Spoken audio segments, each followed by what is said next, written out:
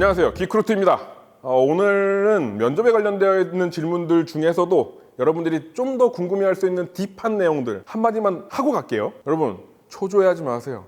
내 인생의 시간은 언젠가 옵니다. 오바마는 40대에 은퇴했고요, 트럼프는 60대에 시작했어요. 어차피 오는 시간에 대해서 불안감만 갖고 계시는 건데 그런 거 갖지 마시고 그냥 준비 열심히 하시면 내 시간이 언젠가 오시는 거예요. 면접에 되게 고민하시는 부분이 뭐냐 하면, 내가 쉬지 않고 공기업이나 대기업 이런 것 많이 준비했었고 아니 공무원을 준비했었는데 이 기간이 상당히 길어. 이걸 하다 보니까 안 되는 거야. 안 돼가지고 다시 취업 준비를 하려고 보니까 면접에 가서 이걸 그대로 얘기해야 될 거냐.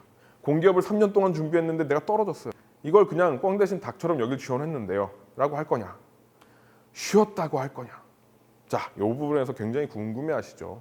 왜냐면 나는 진짜 열심히 산 건데, 열심히 살았을 뿐인데 잘 안 된 것 뿐인데, 그래서 고민하시는 분들 굉장히 많을 거라고 생각하고, 또 제가 그런 분들 면접을 볼 때 어떤 마음으로 이걸 보게 되는지 말씀을 드리면요, 그냥 있는 그대로 얘기하시면 됩니다. 사실 소설처럼 말문 막히는 일들 없거든요. 내 뇌에서 돌려가지고 이걸 이렇게 커버해야지 라고 하시는 것보다, 공기업을 준비했는데 저는 새로운 것들이 훨씬 더 나에게 잘 맞는구나라는 걸 이제야 깨달았습니다 같이 좀 더 자기 스스로 개발해내가고 싶은 분야가 이 부분이다. 공기업 가서 이렇게 하는 것보다 나는 이 기업에 가서 이렇게 하는 게 훨씬 더 내 인생에 이로울 것 같았다.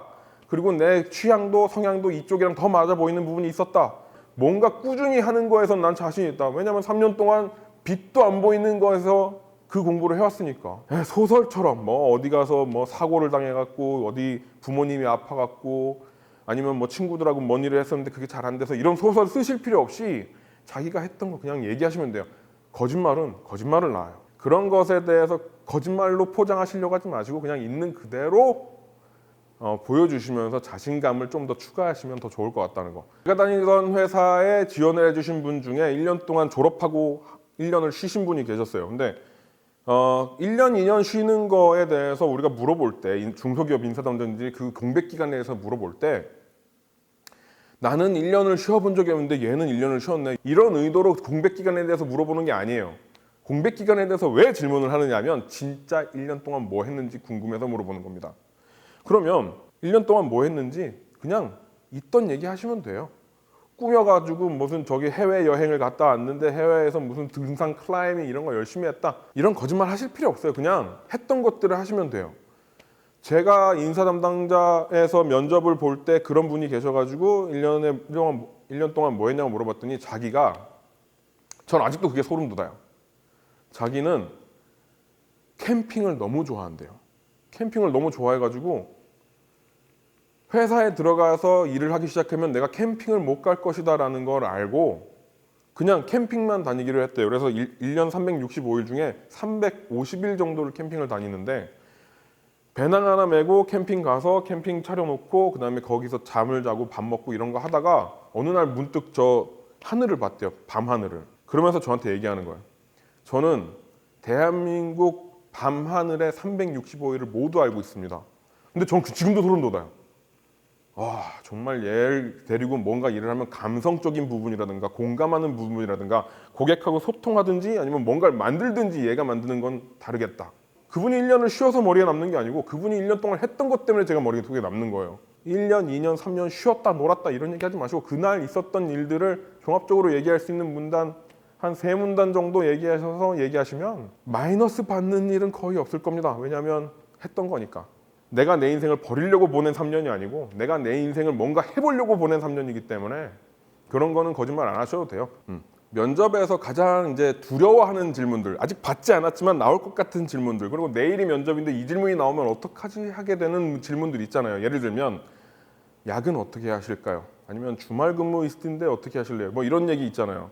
자, 그거는 야근이 없는 회사에서 얘기하는 부분입니다. 왜냐하면 야근이 있기 때문에 이 사람이 야근이 많으면 어떻게 할 거야? 주말 근무가 없지만 주말 근무가 있으면 어떻게 할 거야? 물어보는 이유는 업무에 대한 태도를 그냥 물어보는 거예요. 이게 꼰대라서 물어보는 게 아니고 그냥 물어보는 거예요.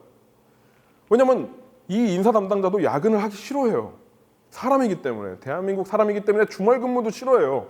주 5일제 시행된 지 10년 년이 지났는데 이걸 아직도 질문하는 이유는 우리 회사가 그걸 하고 있기 때문이 아니고 이런 거에 대해서 어떻게 생각하느냐에 대한 업무 태도를 물어보는 겁니다.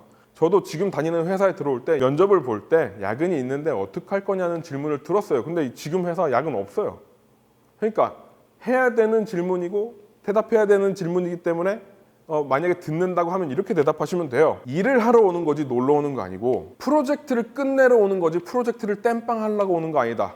그래서 나는 일이 있으면 언제든지 일할 준비가 되어 있고 일을 하기 위해서 이 자리에 앉아 있는 것 같이 야근이 있는데 야근을 좋아합니다. 이렇게 하면 나는 싫어하는데 면접 보시는 분이 나는 싫어하는데 너희는 왜 좋아하지? 뭐 이런 입에 발린 말 하실 거 없어요. 야근을 싫어하는 건 모든 대한민국 사람들이 다 알고 있어요. 그건 대한민국뿐만 아니고 전 세계 인구가 야근을 싫어하게 되어 있습니다.